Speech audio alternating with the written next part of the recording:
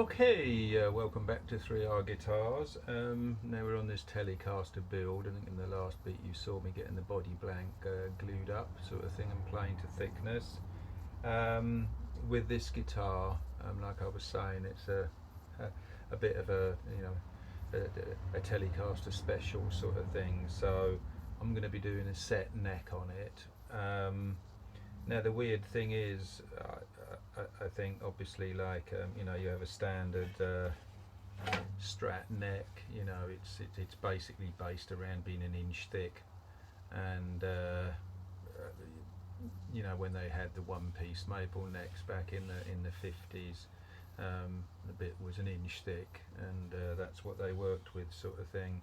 So the body heel is only an inch deep. So if I wanted to do a set neck with a sort of standard Telecaster Strat neck blank, then I'd have to be gluing an extra layer of wood, on here or something to thicken it up, and kind of think that looks a bit of a mess. So I mean, obviously with a, well, not obviously, but with a Strat neck, it's an inch thick, and it's a fantastic design.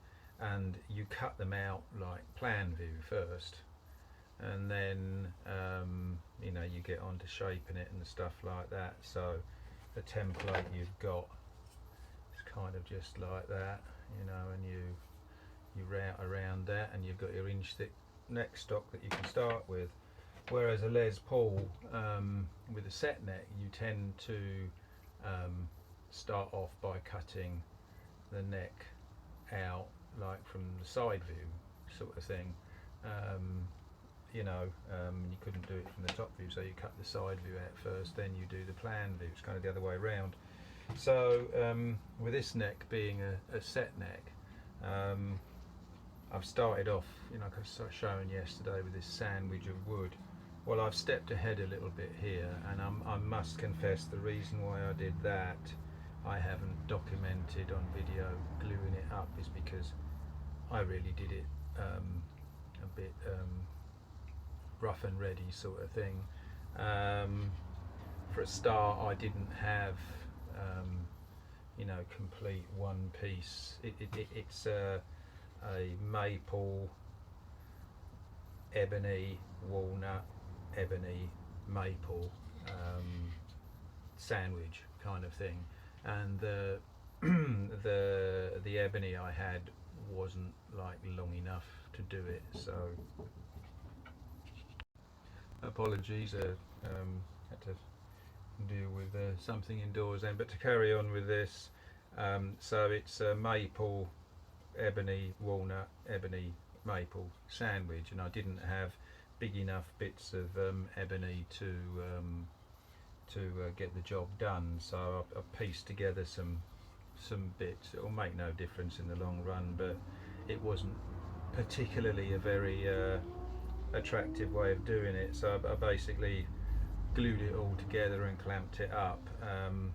Ideally, when you do this sort of thing, you should kind of say have a bit of scrap on the end, on either end, or somewhere that you can drill and put dowels through so it all goes together. But in this one, I just spent probably about half an hour gluing it up, and just careful.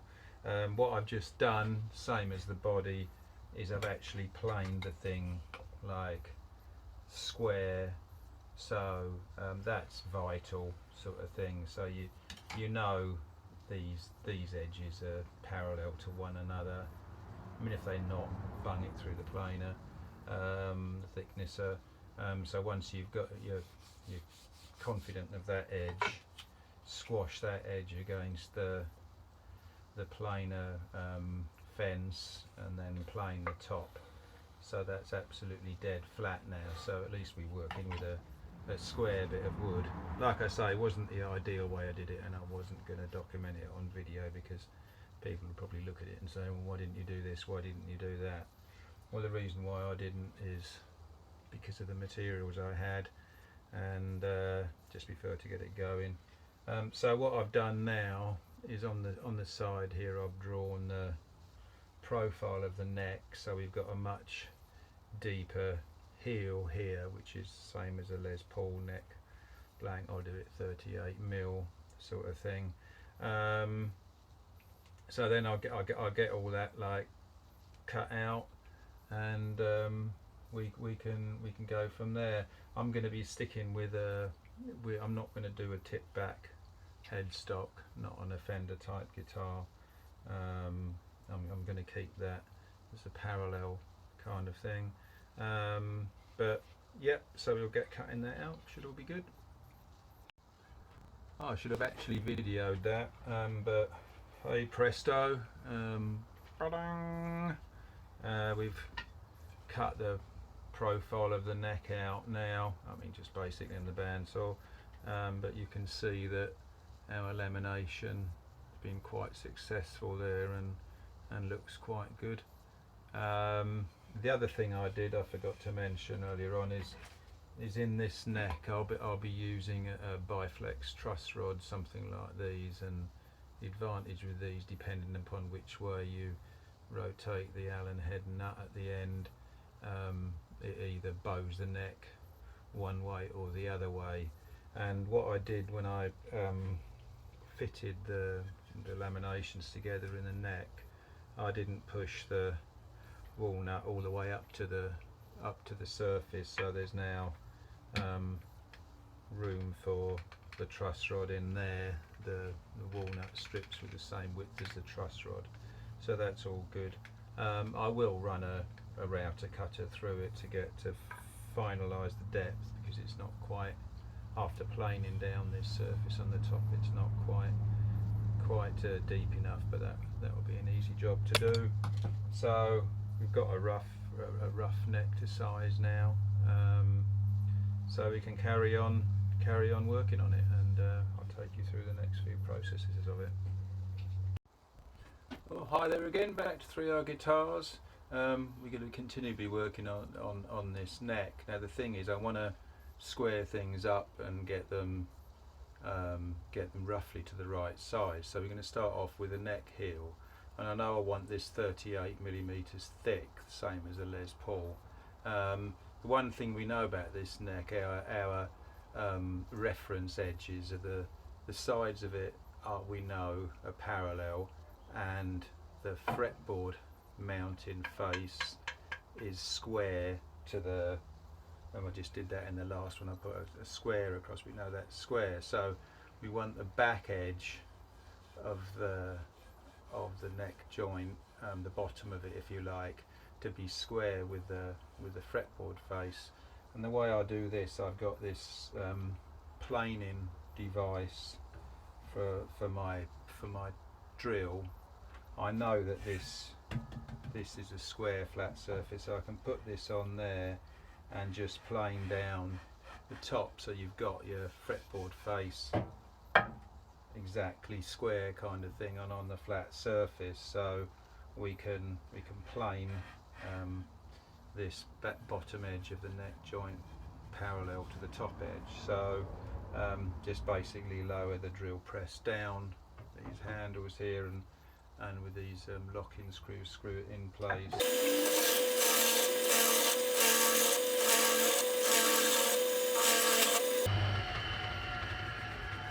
So you can see how that worked there, and now we've got this back edge perfectly parallel with this. I mean, it's not to thickness yet.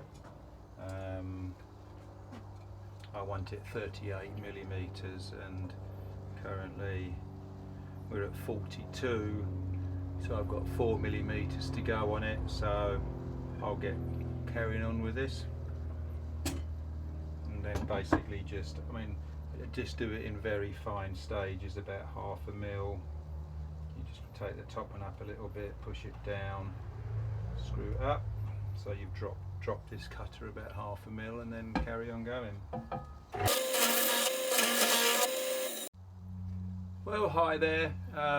So we've got this neck joint, base of this neck joint now perfectly parallel with the top, and then measuring it, we're 38.14 millimeters or something, 12 millimeters, so that's good enough for me. I mean, the thing I like about this tool is, you know, you're guaranteed to get everything square, and that when you do the neck joint, that's pretty crucial. I mean, it's not the sort of thing you can cut a hole in the side of the Queen Mary with, so as long as you take it easy and just take off 0.5 millimeter at a time, you'll be fine with it. So what I'll do now is I'll get on, basically make the back of the headstock square with again the fretboard mounting face sort of thing, so we'll all be good with that. Good.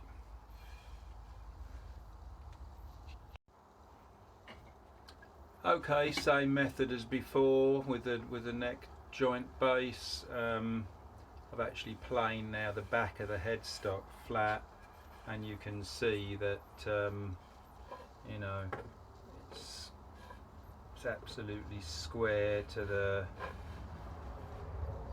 you know, to the sides, so the whole bit is turning square now. But having done the back of that now with the same old method, we can just trim the top.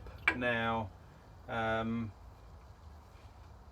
can see like I've got like a slight problems here, but because this depth of this I've still got this truss rod bit running through here, which is going to be a bit deep, but what I want to do, a typical Fender headstock is 13.5, 14 millimeters thick. Well, I want to take it a bit thinner than that because I want to veneer it the same as the body, but I don't want to put, like the body, we've got like about a 4 or 5 millimeter veneer going over the top of it. I can hardly call that a veneer really, but I don't want to put a 4 millimeter veneer on this because I think it will weaken the neck joint too much, weaken the headstock joint. But so I think if I take this down to say 13 millimeters thickness, then that will give me enough to put a millimeter veneer on it, sort of thing, which will bend up nicely to the top nut and things like that. So I'm going to take this down to somewhere around 13 mil, and then we'll go from there. Cheers. What I think I'll do next is I'll try and sort out a truss rod for it. I think all the ones I've got are a bit too long, so I'll have to go away and find a truss rod. Luckily I've got a ready-made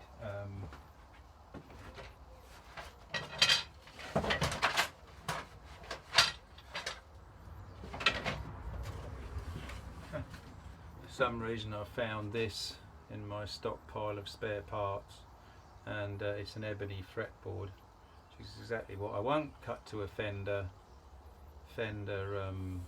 scale length, so that saves me a lot of work.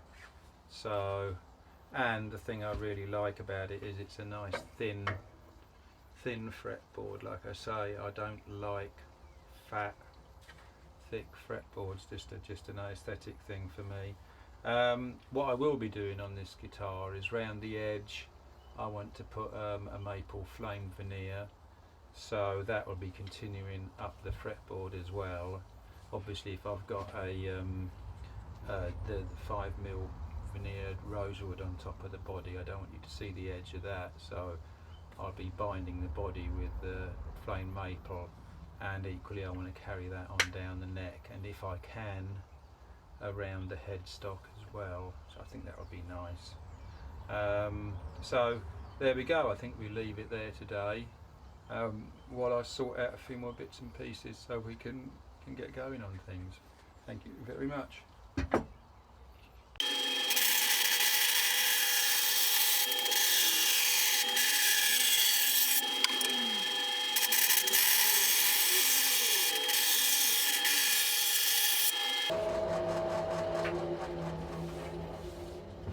So okay, there we go. We've got the fretboard.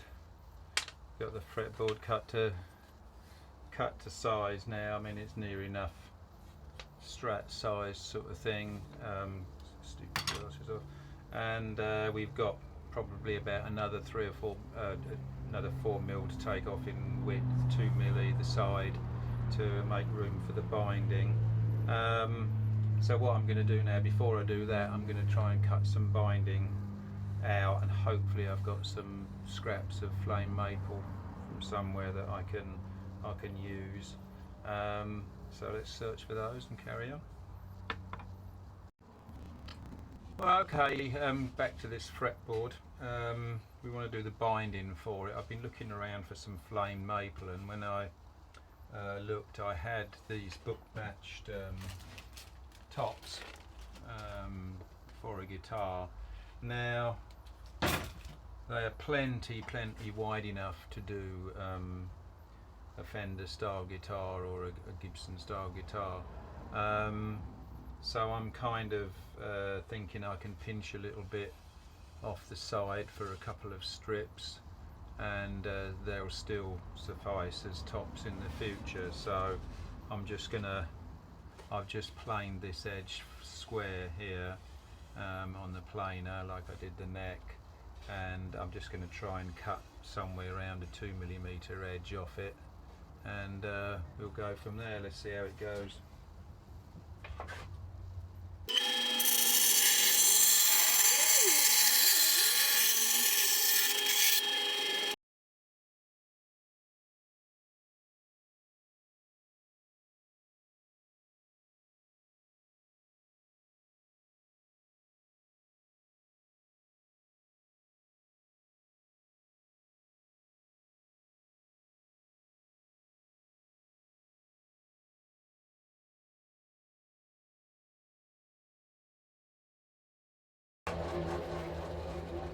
Okay, so that was obviously nice and simple, but we've got like a 2mm, well, it's a bit bigger than 2mm, but it'll be sanded down now, so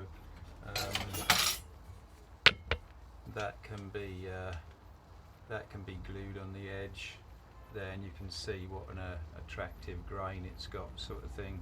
So we'll be all right with that. So what I'll do now is I'll plane the other half of the matching top down, and then cut a piece similar off that so they'll remain the same size.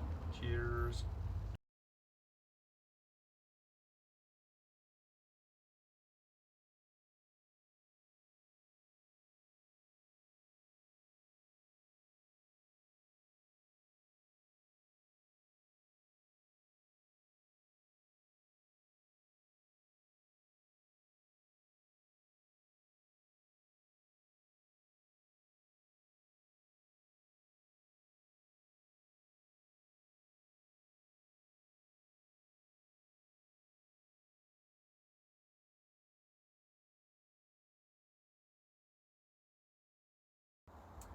Right, so here's the fretboard how I left it. We can see we've got the flame maple on the side there. I don't know what was wrong with my bandsaw, but one's thicker than the other, but I mean I'm going to plane them down anyway.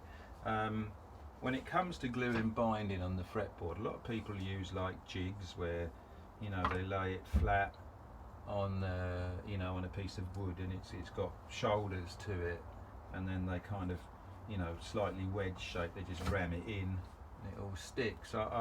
So many times when I've done that, I've found that you know, one of the bindings has risen a little bit or whatever, and you put an edge. So I really quite like doing it like this, just taping it round with this strong filamented tape, and yeah, I'm more of one for doing it like that, because you can actually see the whole thing when it's done, and you know it's being clamped all the way along. So anyway, I'll get this untaped. First job I think is planing the maple to an even thickness. We planned on 2mm to get the proper width, and we'll go from there. Well, that was a bit of a long job. Now the fretboard is the binding is all sized on it now. The trouble is, I mean, I don't know, you know, you can see how what a flamed grain that's got. It's very highly flamed, very patterned.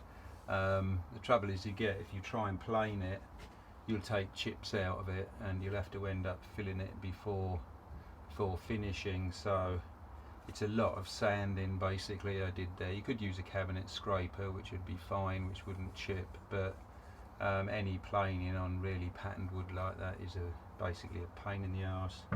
So, you know, roughly the binding is now 2mm, although the thickness at the nut end is 43, and whatever it should be for a fending at 55 or something at the end. But you can see this is a template,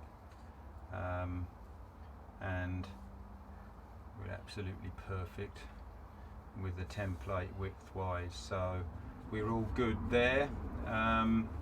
So I think the next job is going to be maybe put some marker dots in it. I'm not going to do anything more fancy than. Oh, here we go with the fretboard. I've marked the position of the fretboard dots, and I know this was sort of, on the face of it, seems a very simple job, but what I do is, I think you can just see it, I draw a cross between the frets corner to corner, in all the dot positions, and then just to check that they're central, I put a straight edge up the crosses where the dots are, check that they're all in line, and then I centre punch each position. Seems a bit of an overkill, but I think that way of doing it visually makes them look right. I mean, I've drawn a centre line down the fretboard, then measured between the frets with a vernier gauge and done all that fuss.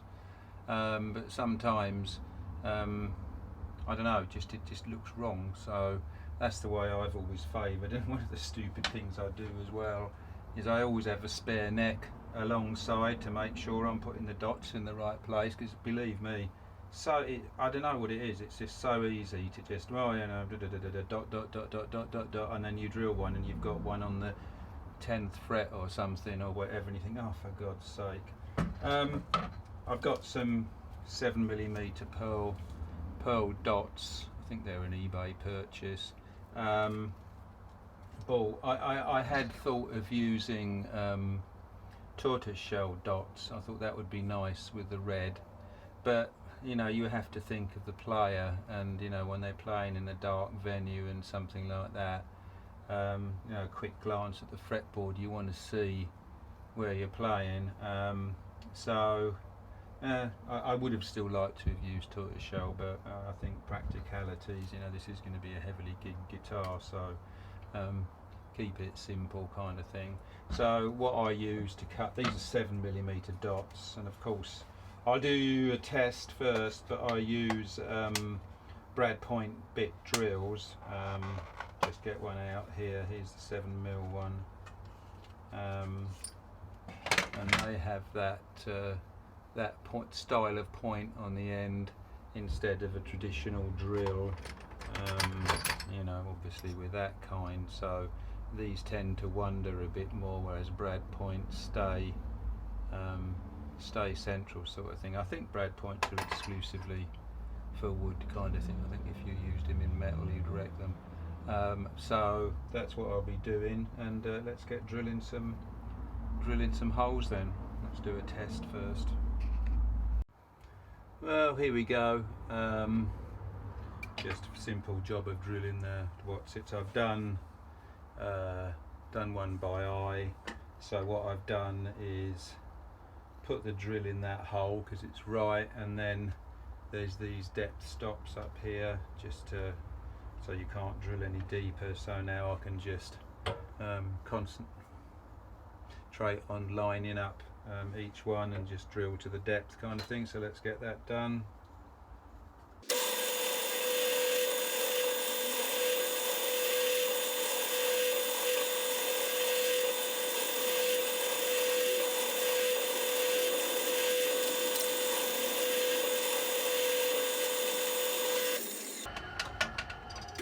Yeah, that's all looking good. You saw what I was doing it when I would come to the 12th fret dots. I actually adjusted the depth stop up a little bit. Obviously with the camber on the fretboard, when you get to the edges it's not going to go so deep, so I just deepened it up a little bit. But I mean, really simple job there. So what we'll do now is we'll pop all the dots in. They're a tight fit, push them in, and then just dribble a bit of super glue around them, and then we can get flattening them off. But that's looking good. And the other thing, like I say, when I do this, I have used my vernier gauge and stuff to measure the position of the dots, but do you know what, when you're talking about you know, doing these dots and things like this, you've only got to be like 1/4 of a millimetre out in width, and it kind of looks really you know, really upsets the look. So I just find that doing it by eye sometimes, and you know, doing the cross, it just seems to go better for me. But anyway, we'll get the dots pressed in now and get them glued up. Okay, back again. Phew, it's been a long day today. So we've got the fretboard dots that we fitted all sanded and filed down. Also put the side dots in. I use like a plastic rod, so I just drilled 2.5 millimetre hole and then push them in with a bit of super glue daubed on the end, and that's fine. Don't get confused slightly by this, because we've not got the dot on the end fret. That's actually a 22nd fret there, so it's one more fret than the usual Fender board. So I'm not sure whether I'm going to do 22 frets or 21 frets, see how the neck goes. So here's the neck now. I've laminated some side wings on. Obviously we're going for like one-sided machine heads, and not forgetting that this is going to be the top of this is going to be veneered to match top of the body. So we've got the fretboard fits nicely on there, and it always confused me slightly when I was getting blanks for Gibson necks and the width they were, because it always seemed to squeeze to get the very end of the fretboard on in width, and then I thought, oh, hang on a minute, where you've got the step cut for the tenon joint, that's why, sort of thing. So that's all right. So we can don't know what we do next. Obviously we get the truss rod fitted in, which is no problem because we did that anyway. Get that on, but yeah, it's looking, I think it's going to starting to resemble a guitar now. I've got a headstock design to come up with. I'm not going to deviate too much from the standard headstock sort of thing, but I would like to do something a bit different, but not much. Yeah, so I think we're getting on at a cracking pace with this, which is nice. And we've got, like I say, we've got the thin line bit done. So I think there's a few things I've got to decide now. An F-hole design, and yeah, that's going to be the main thing, and then get a headstock design as well, so we can get finalising this neck. Go from there. Thank you very much. Hi there, well, good morning, and welcome back to 3R Guitars and this Telecaster build. Yesterday we put in the frets in the fretboard, fairly standard stuff really. I know that you know, several builders have their different ways of doing it and things, but they're all around the same route. One of the contentious bits is, I guess, is, you know, do you glue the frets in or don't you glue them in? I'm one that basically I don't want anything in the fret slot when I'm pressing the frets in. I want it to go in clean, sort of thing, so I don't put any glue in beforehand. I press the frets in nice and tight, and then I wick with the overhang of the fret wire. I just tip the board upside down and just drip a little bit of super glue on the edge, and then you can see on here how it's run, you know, down and filled each fret. Some luthiers don't like that. Some fill the slots with tight bond and then press the fret in yeah, it's how you want to do it and what suits you really, I guess. I've never found any problem with this way, and super glue is a nice solid glue when it sets, so you get a good contact between the fret and the wood, and super glue sticks to metal as well as it sticks to wood, sort of thing. But no way is wrong really, as long as the frets end up really snug on the fretboard. And also with this one, I decided to fret it before I glued it to the neck. That's half a dozen of one, 6 of the other. You can see it bends a little bit, but I mean, you know, with the frets you put in, but I mean that really easily just bends out, sort of thing, so you won't have any problem with that. So next what I want to do is to actually sort out the neck. What I want to do is I want to cut the tenon on the end of the neck. Can't do this very easily with the fretboard glued on, you know, because you know you don't want to cut through the fretboard, sort of thing. So you know I want to cut a you know, a tenon in there, sort of thing. I don't want, you know, like some glue on necks I've seen, they just basically do a fender style routing and then glue the neck in, and then you can see the side of the neck there. No, I want it more of a Gibson joint. So it's not going to be quite as simple as a fender thing where you know you just grab your template, stomp it on, stick it down, and then route your slot out. I've got to do something different there. So the first thing I want to do is basically make sure where the fretboard is going on the neck, and then draw the end of it, sort of thing, so I know how far back it's going in the, and once I've decided where the fretboard goes on, I can measure the scale length from the nut here up to where the bridge, the actual bridge is.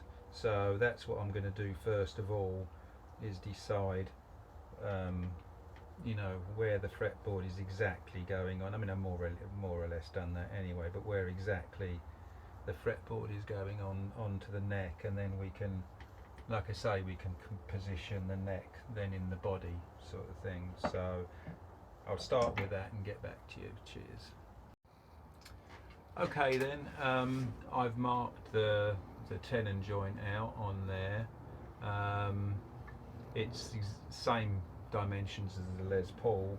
The reason why I want to do that is because I've got the templates to cut the female and male part of the joint, sort of thing, or you know, here's a Les Paul template.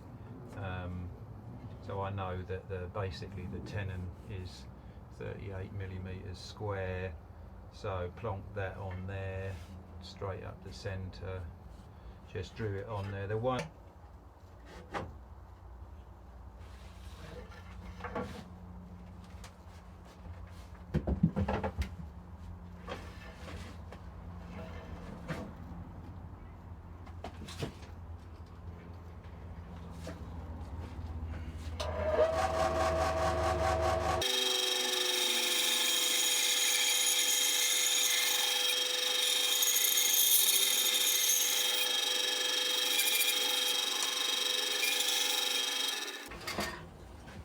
There we go, we've got the basics of the tenon cut out now. It's probably a bit generous. I've made jigs and everything to route neck joints and things like that, but in the end I just find it better to do it by hand and by eye. I don't know why, perhaps my jigs aren't accurate enough, but you know, yeah, I do them by eye and I tend to get better results.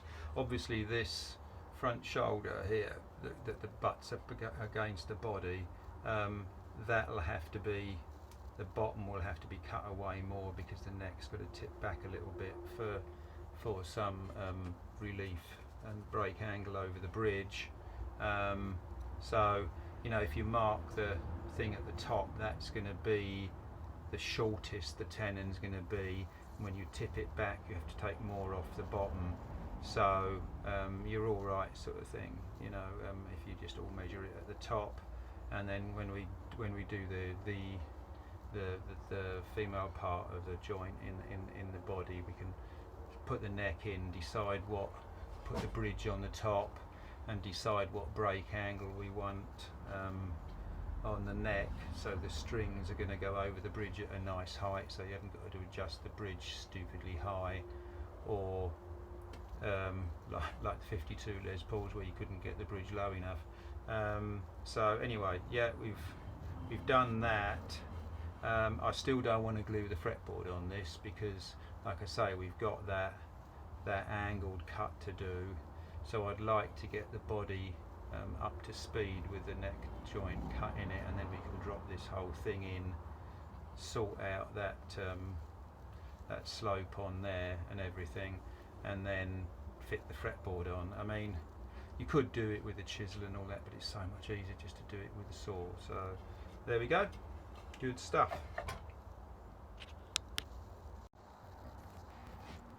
Hi there everybody, and welcome back to 3R Guitars and working on this Telecaster project. The afternoon of the next day after the previous video, exhausting lunch with the grandchildren, but back to sensible stuff now. I want to get this this neck joint roughed in basically, and what I want is what I've done. The last thing, I think one of the last things you saw me do was square up this neck heel here, because I'd rather foolishly routed it with a slight radius there as if it was a bolt-on neck, but it's not an issue really, so I squared that up nice to accept the neck. The next thing with this set neck, I want it to be like a Les Paul, because I really like the look of that. So what I want to do is, when the neck is on, you don't want it flat like that, because there won't be enough room for the bridge, etc. So you obviously you want it tipped a little bit, so exaggerated like that. But what I like is, I do like the fretboard to be you know, like you say, on top of the body, so the actual neck blank, you know, the shaft of the neck as it goes over the body there is just level, with it, sort of thing, like that. So female neck tenon there has got to be 38 millimeters deep, you know that. The back of the neck tenon has got to be higher to get the slope on the neck. So I'm gonna, as I'm copying the Les Paul neck joint here, I mean, I've got Les Paul templates here, and this is the template for cutting the neck tenon, and this is the neck template. So you know, that fits in there very nicely, as it should. Yeah, it's a squash fit, which is absolutely fine as a starting point. I mean, no hands there, so you know it's a good fit. All the centre lines are on these and everything, so it would be foolish to start trying to build new templates. I may as well use the Les Paul template to do it. The only difference is that the Les Paul tenon is an awful lot deeper, so this only goes up to there. So what you can see here, that's another squash fit in there, sort of thing, very tight, so it's all good. So what I've done in preparation, I've actually trimmed these edges, and I'll show you how over here. I mean, you've seen me do this before, but so here you go, my drill press, oops, wobbly, with this planer cutter here. Well, you know that this is going to cut absolutely square, because I know this drill table is square. So, and we've kept the neck, we were very careful to cut the neck, it's a perfectly square bit of timber. So I can put this on here and just plane that neck tenon there, lovely and flat both sides, and when you tip it over, do the same cut on the other side, you know that these shoulders are going to be perfectly the same. They're going to be the same width, and the tenon is going to be exactly in the middle. So we're ready now with this. I'm really happy with this. It's 100% perfect kind of thing. So now we can move on to the the female part of the neck. And sorry, this is a bit of a long waffle, but it's probably the most key part of the guitar build, really. What we've got now is I'm going to use this to cut the female female tenon in here. I've marked it on there as deep as I want it. You can just see my pencil lines there. It's fairly easy. So we know the front cut's going to be 38 millimeters deep, but the back one's got to be less, because you want the neck tenon to have a slope on it, sort of thing, to give height over the bridge.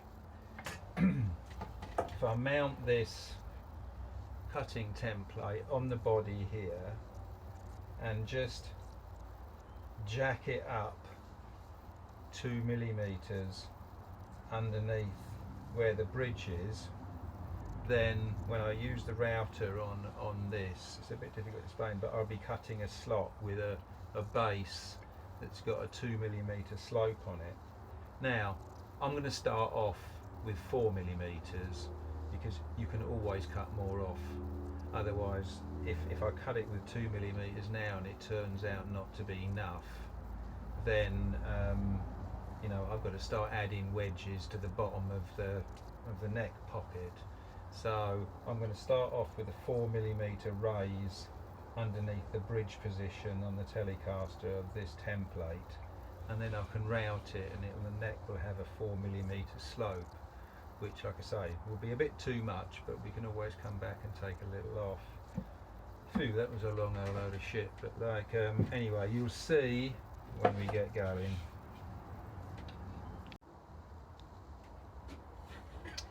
So here you go. This is probably the most, well, not exacting part, but the most important part probably of building the guitar body. Really is getting this neck joint right, and let me explain what we've done here. Right, we've got the routing template for the neck tenon here. What we've done, we've clamped it to the body with these spacers, these wooden spacers underneath where the bridge is on the Telecaster. So we're using this Les Paul template just because we know this is cut accurately. So we've got a 4 millimeter slope programmed in on the template, which is going to be too much, but like I say, it'll give us a start, and we can always chip away at it and slowly bring the neck down. So the good thing is this is a commercial Les Paul template, but you know, it's got the center line on it, and it's obviously been built laser cut or whatever by a reputable firm, so we know this is all square. It's ideal to use. I mean, like, of course, absolutely ideally it would be nice to make a purpose-built Telecaster template, but we're not gonna, I'm not gonna do that for a one-off build. I'll make do with what I've got. So we've got this all programmed in now. We've got the router there, this bearing guided router on it, so I can go round this template. I think you can just see in the corner here I've actually dug out the hogged out most of the wood with a Frosner bit in the drill press, so the router's got less work to do. So let's carry on now and start routing out this template. Like I say, we've got the center line up here. I've lined that up with the center line on the in the veneer or the in the rosewood cap, so that's all square. Yeah, we're all good to go. And obviously, like the Les Paul tenon is deeper in the body than this is going to be, so that's why I've got it hanging over the front. Regarding the slope on this template, I've got these two clamps clamped at the back. I've got a screw in here, but a little bit of advice: don't do screw up tight, because it will squash the template down flat, which is exactly what you don't want. So that screw is barely snugged up. It's just basically these clamps are doing the work, and that's like a peg. So don't go graunching that down, otherwise the template will go like that, and you'll be back in square one. So let's have a go here now and dig this out.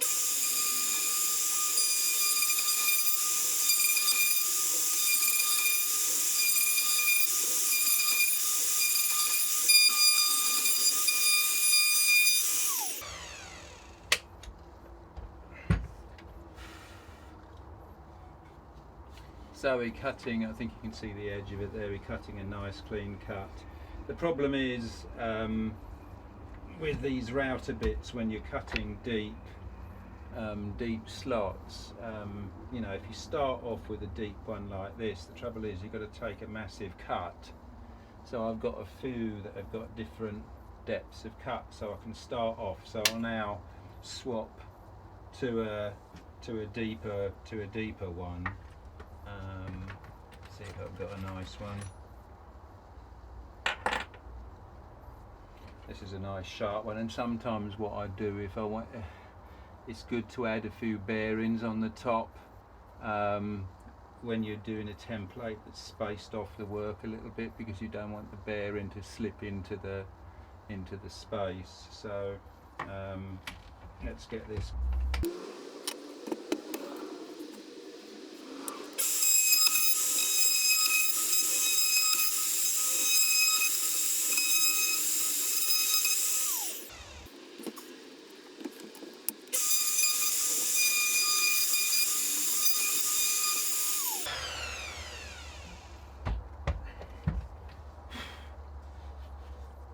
Now what I want to do is actually check the depth that I'm cutting down here. Obviously I don't want to go above the 38 millimeters.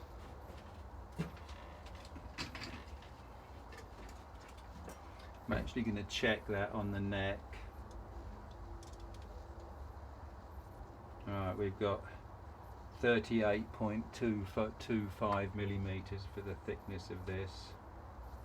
So let's just clamp that in now, and we can actually, got about another 5 millimeters to go, so we're nowhere near yet.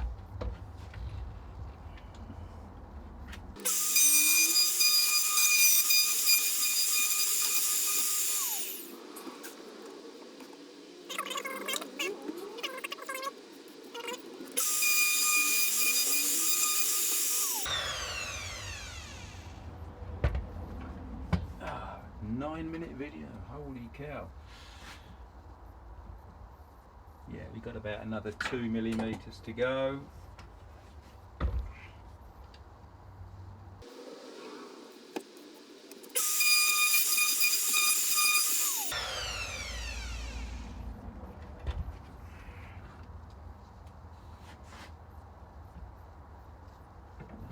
Say about another 1 mil.